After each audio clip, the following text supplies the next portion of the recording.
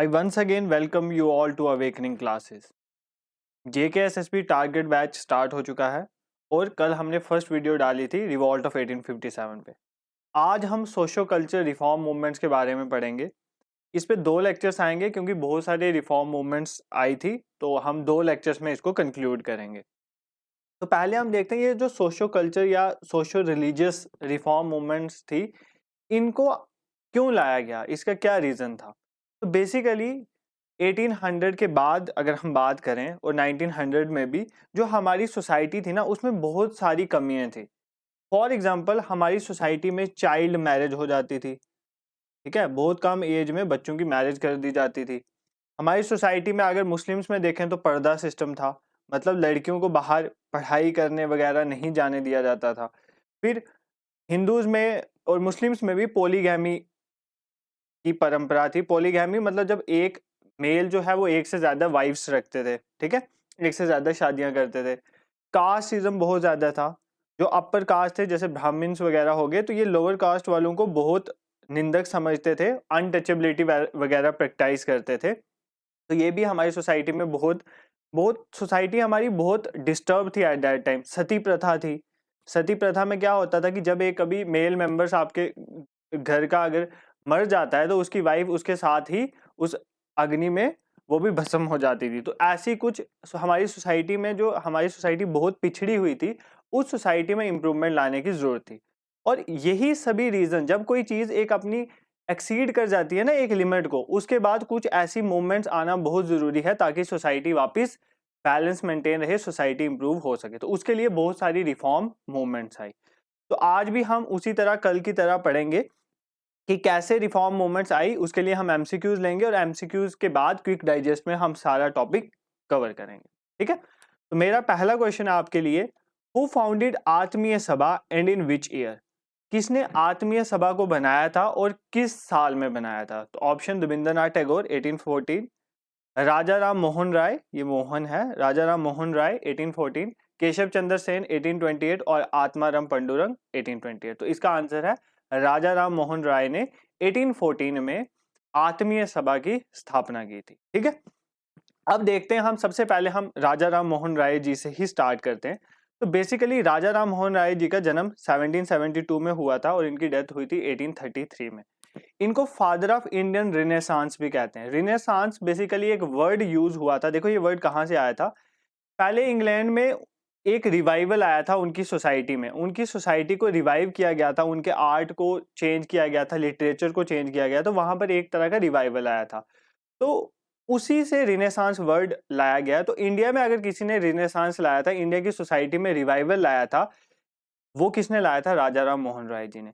आप ये चीज दिमाग में सोचो कि एक कंसेप्ट बनाओ कि जो राजा राम मोहन राय जी थे ना, वो क्या कहते थे? वो कहते थे कि कुछ चीजें हमारे ईस्ट में अच्छी हैं, जैसे इंडिया ईस्ट का पार्ट था, और कुछ चीजें वेस्ट में अच्छी हैं।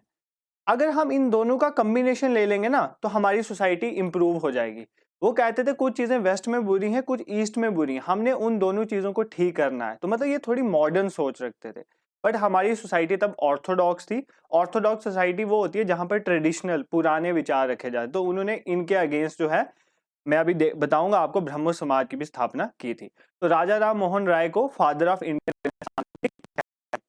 इनको पहले बात, इनको जो राजा का टाइटल है राजा राम मोहन राय में, ये जो राजा वर्ड है ना, इनको राजा का टाइटल दिया था अकबर सेकंड ने। किसने दिया था? अकबर सेकंड। ये अकबर नहीं है, अकबर वन नहीं, ये अकबर सेकंड है। ये लेटर मुगल्स में आते हैं, तो इनके बारे में आप हिस्ट्री में पढ़ोगे। अभी मैं इस पे भी इस टॉपिक पे भी लेक्चर लाऊंगा, ठीक है। तो राजा राम मोहन राय को राजा का टाइटल दिया था अकबर सेकंड ने।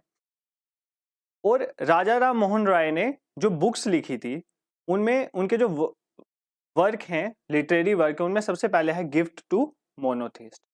बेसिकली राजा राम मोहन राय जो हैं, ये प्रमोट करते थे मोनोथिज्म के कंसेप्ट में। मोनोथिज्म मतलब आपको एक ही भगवान को मानना चाहिए, उन्हीं को पूजना चाहिए। तो इन्होंने एक बुक लिखी थी गिफ्ट टू मोनोथिज्म। ये बेसिकली पर्शियन लैंग्वेज में लिखी गई थी और बाद में इसको बंगाली में कन्वर्ट भी किया गया था, ठीक है।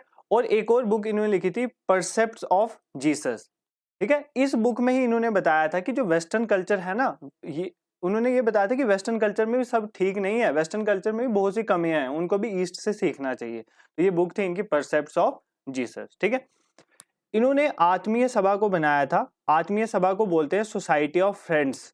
इनको कब बनाया था? 1814 में, ठीक है। और एक सभा बनाई थी जिसका नाम था ब्रह्मो सभा।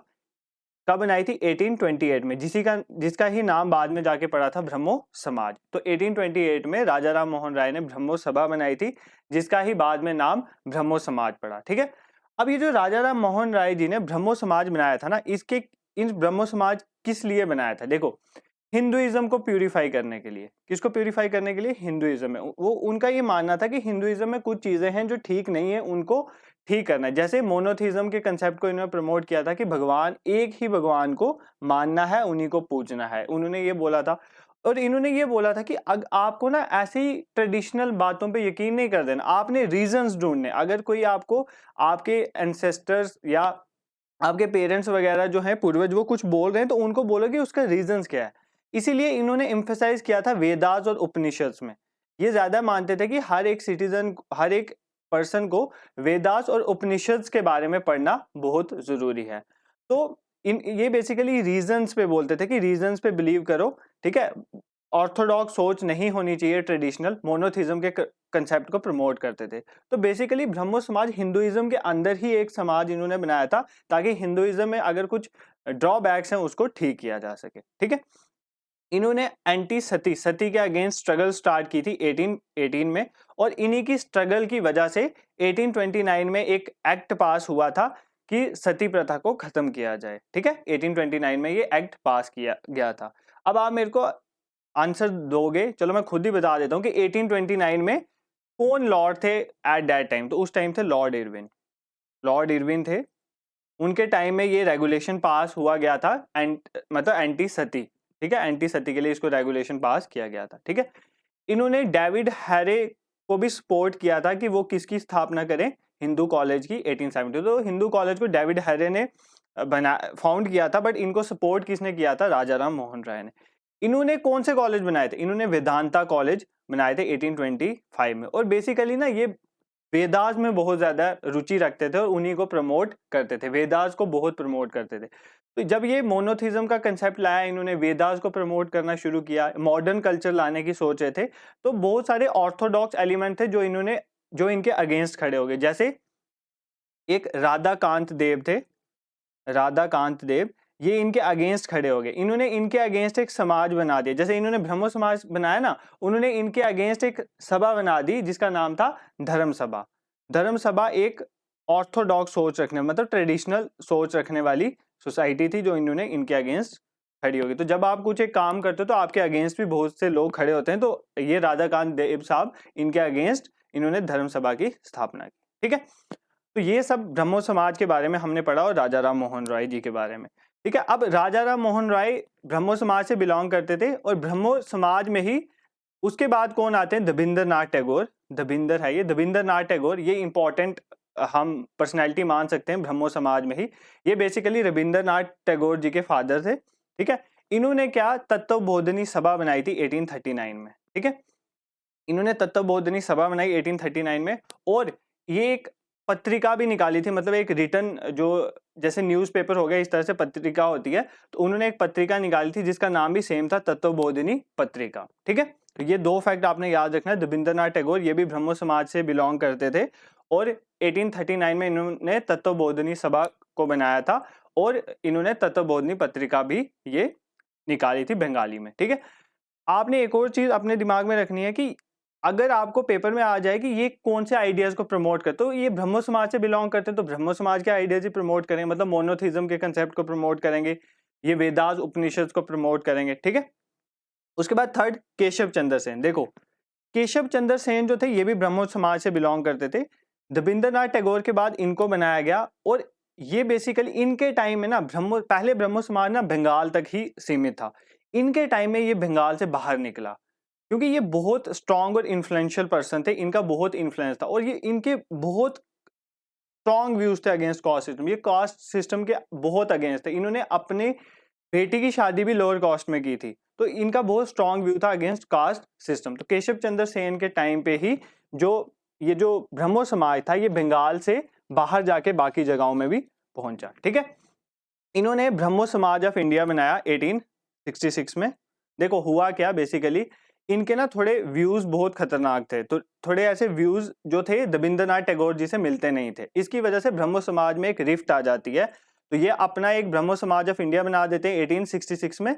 और जो रविंद्रनाथ टैगोर जो हैं वो ब्रह्मो समाज का नाम जो चेंज करके क्या कर देते हैं, आदि ब्रह्मो समाज। तो 1866 में एक रिफ्ट आ जाती है ब्रह्मो समाज में, जिसकी वजह से केशव चंद्र सेन क्या बना देते हैं, ब्रह्मो समाज ऑफ इंडिया, और रविंद्रनाथ टैगोर क्या बना देते हैं, आदि ब्रह्मो समाज। ठीक है, आई होप यहां तक आपको केशव चंद्र सेन जी का समझ आ गया। ये तीनों मेन जो हमारे ब्रह्मो समाज से बिलोंग करते थे उनके बारे में मैंने आपको बता दिया, राजा राम मोहन राय, रविंद्रनाथ टैगोर और केशव चंद्र सेन। अब ऑप्शन में एक था आत्माराम पंडुरंग।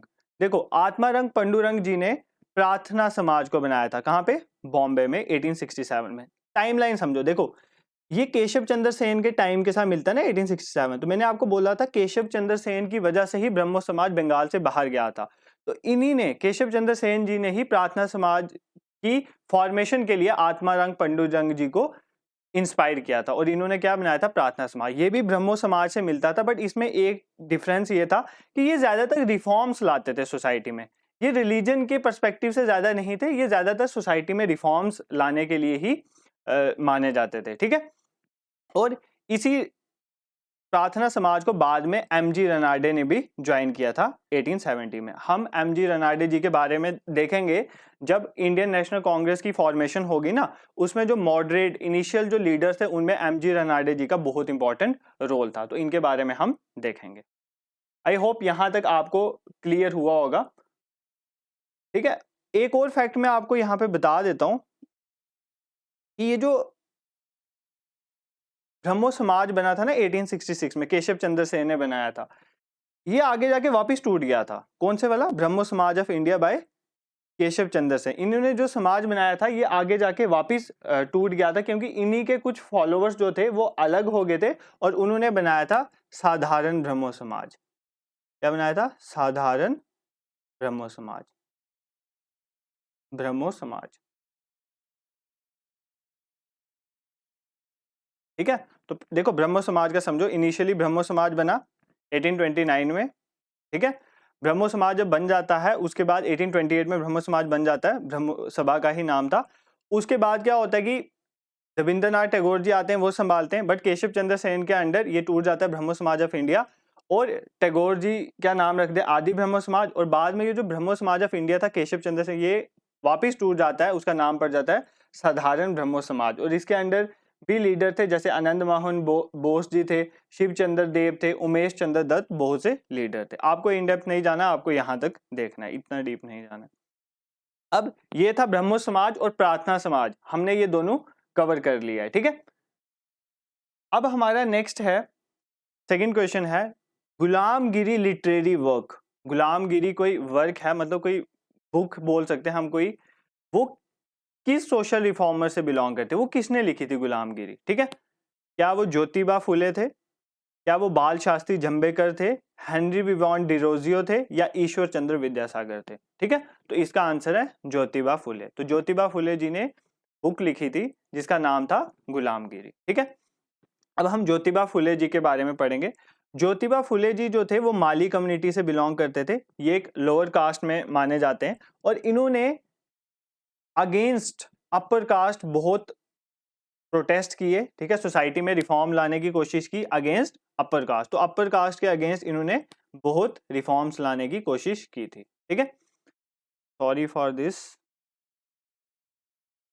और इन्होंने एक सोसाइटी बनाई थी, ठीक है, उसको समाज का नाम रखा था इन्होंने सत्य शोधक समाज, जिसको बोलते हैं ट्रुथ सीकर सोसाइटी। तो एक ट्रुथ सीकर सोसाइटी बनाई थी, या सत्य शोधक समाज जिसे कहते हैं 1873 में। तो किसने बनाया था इनको, ज्योतिबा फुले जी ने।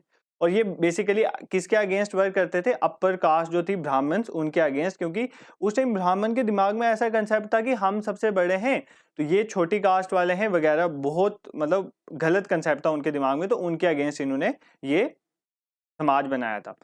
और इन्होंने जो वर्क, इनके जो लिटरेरी वर्क, इन्होंने जो बुक्स लिखी है उसमें आते हैं सार्वजनिक सत्यधर्मा और गुलामगिरी, जो आपके क्वेश्चन में भी था। अब इनको जो टाइटल था महात्मा, इनको एक टाइटल दिया गया था महात्मा का, वो किसने दिया था, विठल राव कृष्णाजी वंडेकर ने। तो ये आपने याद रखना है कि इनको जो टाइटल था महात्मा का, वो टाइटल किसने दिया था? विठ्ठलराव कृष्णाजी वंडेकर ने। ठीक है, तो ये था ज्योतिबा फुले जी के बारे में। ये एक माली कम्युनिटी से बिलोंग करते थे, सत्यशोधक समाज बनाया था 1873 में, और इनकी जो लिटरेरी वर्क थी उसमें सार्वजनिक सत्यधर्मा और गुलामगिरी आते हैं। इनको महात्मा का टाइटल दिया था विठ्ठलराव कृष्णाजी वंडेकर ने। अब ज्योतिबा फुले जी के बारे में मैंने आपको पढ़ा दिया ना, इसके बारे में मैंने एक शॉर्ट डाली हुई है कि इनकी वाइफ जो थी सावित्री बाई फुले, उनका बहुत इंपॉर्टेंट रोल है गर्ल्स की एजुकेशन में। उसके लिए मैंने करंट में उनकी बर्थ एनिवर्सरी थी तो वो शॉर्ट डाली हुई, आप देख लेना। उन्होंने और ज्योतिबा फुले जी ने मिलके ही सत्यशोधक समाज को बनाया था, तो आप सावित्री बाई फुले जी के बारे में वहां से पढ़ सकते हो। नेक्स्ट ऑप्शन में था बाल शास्त्री जंबेकर। तो बाल शास्त्री जंबेकर जी ने, ये बेसिकली ये भी अगेंस्ट थे ब्राह्मणिकल ऑर्थोडॉक्स, उसके अगेंस्ट ये सोसाइटी में रिफॉर्म्स ला रहे थे। सोसाइटी में बेसिकली ये कास्ट सिस्टम, लोगों को ये समझा रहे थे कि कास्ट सिस्टम गलत है, अगेंस्ट ब्राह्मण्स थे ये। इन्होंने जो न्यूज़पेपर स्टार्ट किया था उसका नाम था फादर ऑफ मराठी जर्नलिज्म भी कहते हैं, मराठी जर्नलिज्म के फादर के नाम से भी इनको जानते हैं। ये इनकी एक और, जैसे न्यूज़पेपर दर्पण था ना, ऐसे एक और था दिग्दर्शन। क्या था? दिग्दर्शन। और दिग्दर्शन में ना ये किसके बारे में लिखते थे? साइंटिफिक सब्जेक्ट्स के बारे में भी लिखते थे और हिस्ट्री के बारे में भी लिखते थे। ठीक है, साइंटिफिक सब्जेक्ट्स के बारे में भी लिखते थे और हिस्ट्री की चीजों के बारे में भी लिखते थे। इन्होंने बॉम्बे नेटिव जनरल सोसाइटी की भी स्थापना की थी। तो आप बाल शास्त्री जंबेकर के बारे में आप ये याद रखेंगे, इनका न्यूज़पेपर था दर्पण, इनको फादर ऑफ मराठी जर्नलिज्म भी कहते हैं। दिग्दर्शन इन्होंने दिग्दर्शन में भी ये लिखते थे। ठीक है, ये भी इनका न्यूज़पेपर था और इसमें ये साइंटिफिक चीजों के बारे में और हिस्ट्री के बारे में लिखते थे, और इन्होंने फाउंड किया था बॉम्बे नेटिव जनरल सोसाइटी को। नेक्स्ट इज ऑप्शन में था हेनरी विवॉन डिरोजियो। हेनरी विवॉन डिरोजियो जी के बारे में आपको ये बता दूं, ये जो थे ना, ये बेसिकली फ्रेंच रेवोल्यूशन से बहुत प्रभावित हुए। तो आपको पता होगा कि फ्रेंच रेवोल्यूशन बेसिकली कब आई थी? 1789 से 99 तक ये चली थी। इससे ये बहुत, मतलब ये लिबर्टी के कंसेप्ट में, फ्रेटर्निटी और इक्वलिटी में बहुत बिलीव करते थे। मतलब सोसाइटी लिबरल होनी चाहिए, हर एक पर्सन के पास फ्रीडम होनी चाहिए। बट तब इंडिया उतना डेवलप नहीं था, माइंड से भी सोसाइटी इतनी डेवलप नहीं थी कि वो इतने लिबरल कंसेप्ट को समझ सके। इसलिए इनके जो व्यू पॉइंट है ना, वो इतना दूर तक नहीं पहुंच पाए, क्योंकि ये बहुत लिबरल इंडियन सोसाइटी को बनाना चाहते थे, बट एट दैट टाइम ये पॉसिबल नहीं था। बट इनको बोला जाता है कि फर्स्ट नेशनलिस्ट, जो नेशनलिज्म वाली स्पिरिट रखने वाले पोइट ऑफ मॉडर्न इंडिया अगर किसी को बोला जाता है तो वो हेनरी विवॉन डिरोजियो जी को कहा जाता है, और ये फ्रेंच रेवोल्यूशन से बहुत प्रभावित थे। सुरेंद्रनाथ बैनर्जी ने इनको बोला था pioneer of modern civilization of Bengal. तो अगर किसी ने मॉडर्न सिविलाइजेशन लाई है बंगाल में, तो उनके पाइनियर्स के रूप में इनको देखा जाता था। ठीक है, तो ये था हेनरी विवॉन डिरोजियो। देखो, मैं हर एक जो पर्सनैलिटी है ना उसके बारे में सबसे इंपॉर्टेंट फैक्ट्स में लाया हूँ, उनके बारे में। उन्होंने अगर कोई लिटरेरी वर्क है, क्योंकि यही एग्जाम में पूछा जाता है, जैसे दर्पण पूछ लिया जाएगा आपको, न्यूज़पेपर को किसने फाउंड किया था, तो बाल शास्त्री जंबेकर। महात्मा का टाइटल किसको दिया गया था? ज्योतिबा फुले को। और किसने दिया था ये भी आपको याद रखना है। गुलामगिरी किसकी बुक है? तो यही ऐसे ही तो क्वेश्चन आते हैं, पेपर में फ्रेम होते हैं, तो आपको ये फैक्ट्स याद रखना है। अब Ishwar Chandra Vidyasagar, one of the most important person, और मेरे ऑल टाइम फेवरेट हैं ईश्वर चंद्र विद्यासागर। क्यों? इनका generous nature, generous to poor. इनके लिए ये कहते हैं ना, अगर ये कुछ घर से कोट लगा के निकलते थे ना, अगर इन्हें कोई स्वेटर या कोट पहना होता था, अगर सामने जाते ही अगर इनको कोई गरीब इंसान दिख जाता है और अगर उसने कुछ स्वेटर जैकेट नहीं पहननी होती थी, ये उनको दे देते थे। इतने जनरस पर्सन, मतलब आज के टाइम में ऐसा पर्सन मिल ही नहीं सकता। इतने जनरस थे कि अपनी स्वेटर, जो सुबह वो कोट पहन के जाते थे, वो शाम को वापस घर भी नहीं लाते थे, वो किसी ना किसी गरीब को दे देते थे। तो ईश्वर चंद्र विद्यासागर जी ने विडो रीमैरिज के लिए मूवमेंट चलाई। इन्हीं की वजह से विडो रीमैरिज एक्ट आया था 1856 में। 1856 में विडो रीमैरिज एक्ट आया इन्हीं के एफर्ट से, क्योंकि इन्होंने विडो रीमैरिज को बहुत प्रमोट किया। और विडो रीमैरिज एक्ट जब आया था 1856 में, किसने लाया था ये एक्ट? लॉर्ड कैनिंग ने। तो वाइसरॉय कौन थे? Lord Canning. और ईश्वर चंद्र विद्यासागर किस स्कूल्स के साथ जुड़े हुए थे? बिथुन स्कूल फाउंड हुए थे, और ये उनके सेक्रेटरी थे, सेक्रेटरी ऑफ बिथुन स्कूल। ठीक है, तो ईश्वर चंद्र विद्यासागर के का मेन रोल यही है, विडो रीमैरिज के लिए इन्होंने बहुत मूवमेंट चलाई, और जिसकी वजह से विडो रीमैरिज एक्ट आया था। उसके बाद ये वन लाइनर है, एक एक पॉइंट आपको याद रखना है इनके बारे में, ठीक है। जैसे गोपाल गणेश अगरकर, ये महाराष्ट्र से थे, महाराष्ट्र से थे ये। इन्होंने भी सोसाइटी में रिफॉर्म्स, बहुत से रिफॉर्म्स लाए, और ये पहले एडिटर थे केसरी के। देखो केसरी बेसिकली जो न्यूज़पेपर था ना, वो किसके बिलोंग करता है, बाल गंगाधर तिलक जी से, बाल गंगाधर तिलक जी से। बाल गंगाधर तिलक एक्सट्रीमिस्ट के मोस्ट इंपॉर्टेंट जो हम मान सकते हैं वो एक्सट्रीमिस्ट लीडर थे, बाल लाल पाल।